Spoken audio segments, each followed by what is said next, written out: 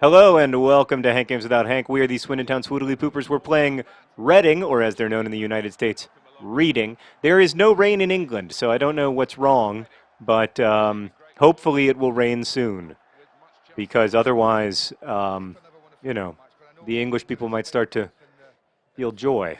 We wouldn't want that. We need them gloomy so that they can keep writing great novels.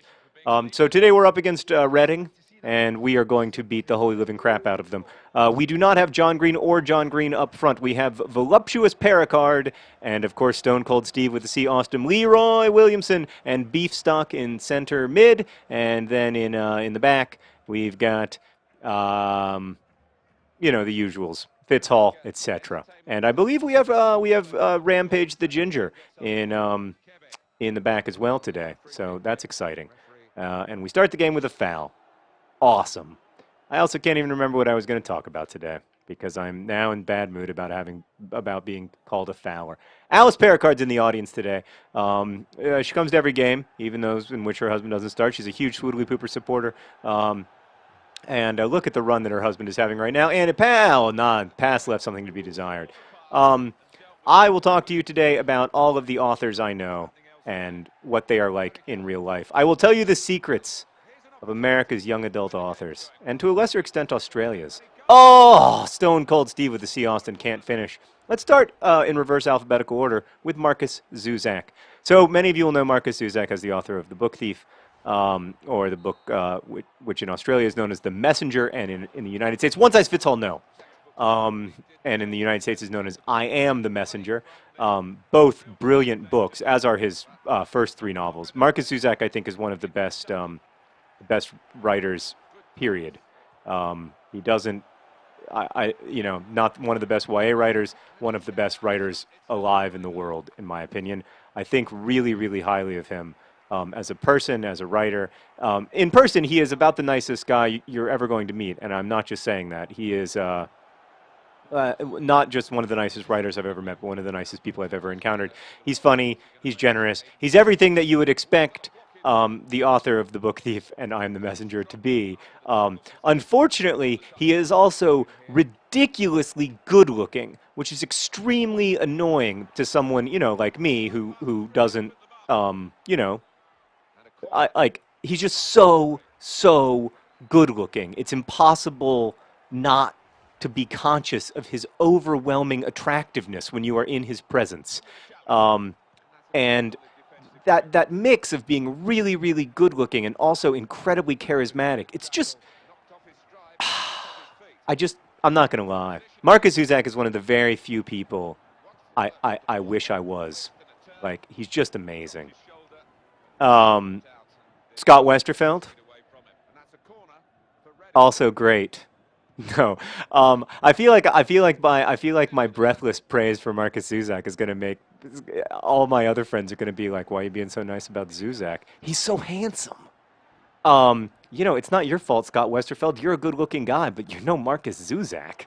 Scott Westerfeld is was the first fantasy writer I ever read who I got it. I got what everyone was so excited about, or the first so-called genre writer. I hate that word genre, as if the rest of us don't write in genres. I write in a genre, Shakespeare wrote in a genre. Like, genre is such an insult. That's like a big insult for those of you who don't know. It's a big insult word that people use, like, oh, he's just a genre writer, and the genre is usually science fiction or fantasy or romance or mystery or young adult or whatever it is, and but it's like a way of dismissing a writer. He's just a genre writer, and whatever. Westerfeld is not just a genre writer. His books are so smart and so interesting, and he wrote my favorite vampire novel of all time, Peeps, the one that imagines vampirism as a parasite. It's really, really good if you haven't read it. Man, I have to say, Stone Cold Steve with the C. Austin and Voluptuous Pericard are not having a very effective day up front for the Swoodly Poopers. Oh, no! And Rampage makes a terrible tackle.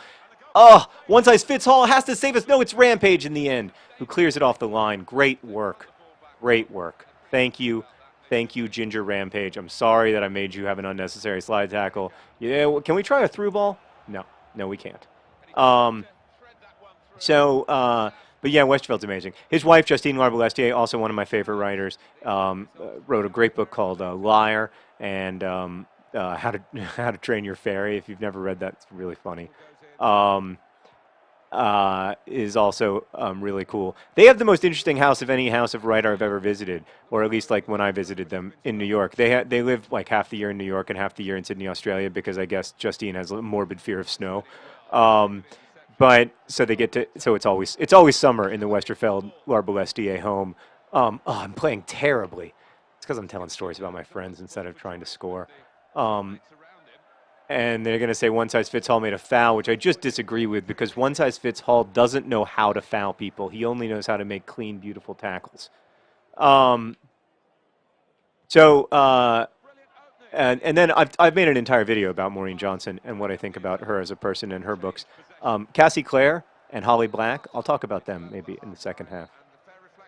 So when I was the first time I hung out, I think it was the first time I ever hung out with Cassandra Clare, but it wasn't the first time I'd ever hung out with Holly Black because Holly Black's been giving me and like most of my writer friends advice on plotting for years, and in fact, she's considered like the almost like an oracle when it comes to plotting, when it comes to figuring out how to put together a story. There's no just off the post. There's just no one better than Holly. But I remember one time I like drove all night with Holly Black back from a writers conference somewhere, and then the next morning we met. Oh no, we can't lose to Reading. We can't lose to Reading. We can't. Oh, Fat Lucas, hero of the day. One size fits all, taking it out from the back. Could he go all the way? Only time will tell. I'm certainly going to try. No, he can't. I should learn that lesson that, they can never go all the way from the back. All right, Stone Cold Steve with the C. Austin, moving up. And anyway, at that breakfast, we had a conversation about whether trolls were people. That was one of the most intense arguments I've ever heard two people have, and it was about whether trolls were people. I don't even remember who was on which side, but it was Cassie Clare and Holly Black fighting like dogs over whether trolls were people. They agreed that trolls weren't human, but the question of whether trolls should be assigned personhood, it was a very personal debate, like very, very intense. So that was fun. That was the first time I was like, these are my people, hanging out with YA writers. Um, but and of course, I must think pretty highly of my friend David Levithan since we wrote a book together. He's the author of How We Met and Other Stories, and A Dictionary of Love, and Boy Meets Boy, and Realm of Possibility, and Will Grayson. Lots of other books. Nick and Nora's Infinite Playlist, which was made into a movie. And David is so the reason, in some ways, like the reason all these people know each other, and it is really, finally, the breakthrough goal from Stone Cold Steve with a C. Austin. Great goal. Great stuff. He finally just broke away, used his strength to keep. He's a complicated man, Stone Cold Steve with a C. Austin, but as long as he scores goals like that, it's hard to imagine selling him, That's not a foul. Fitz Hall doesn't foul people. That better be a yellow card. Okay, I can accept that.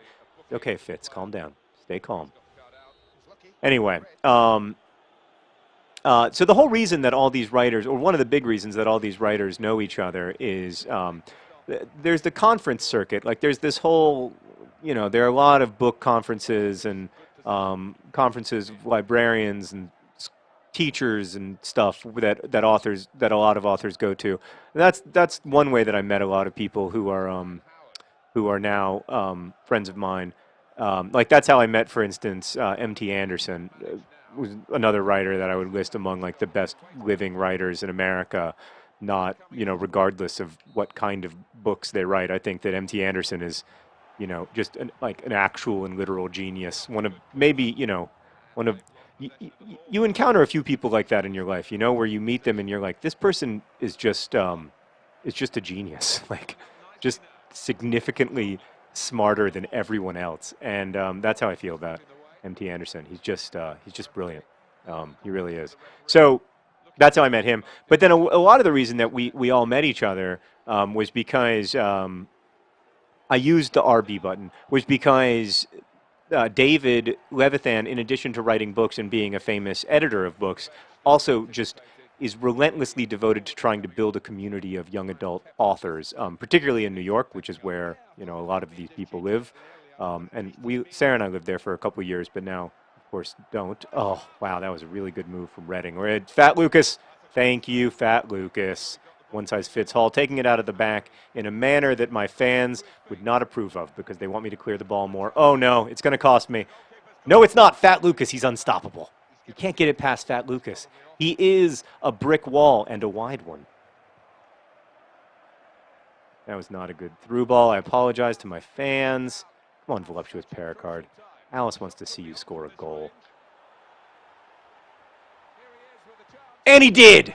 Voluptuous Pericard with a great turn. That was a borderline Cruyff turn. And then Stone Cold Steve with the C. Austin just throws him down on the ground like the semi-professional wrestler he might have been. Look at that. Beautiful stuff.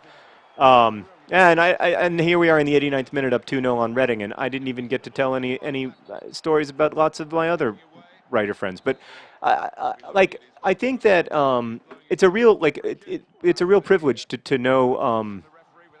To know and to be able to hang out with and correspond with writers. But I have to say, like that, well, that started for me long before I was published. And one of my recommendations to young writers is always to find other young writers who are doing similar stuff to what you're doing, read their stuff carefully and thoughtfully, and talk to them about it, because generally they'll read your stuff carefully and thoughtfully as well. And I continue to recommend that.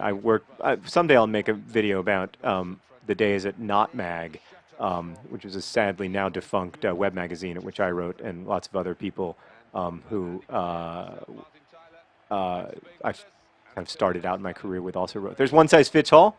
Great game from Swindon Town. Not our best performance, it has to be said, but we didn't have our John Greens up front because they're taking a day off. I would like to congratulate the center backs, though, for a heroic performance at keeping Reading from scoring, as well as Fat Lucas, and goals from each of our forwards, Stone Cold Steve with the C. Austin and Voluptuous Pericard. Good game for the boys, and I will see you next time. No, I won't. Best wishes.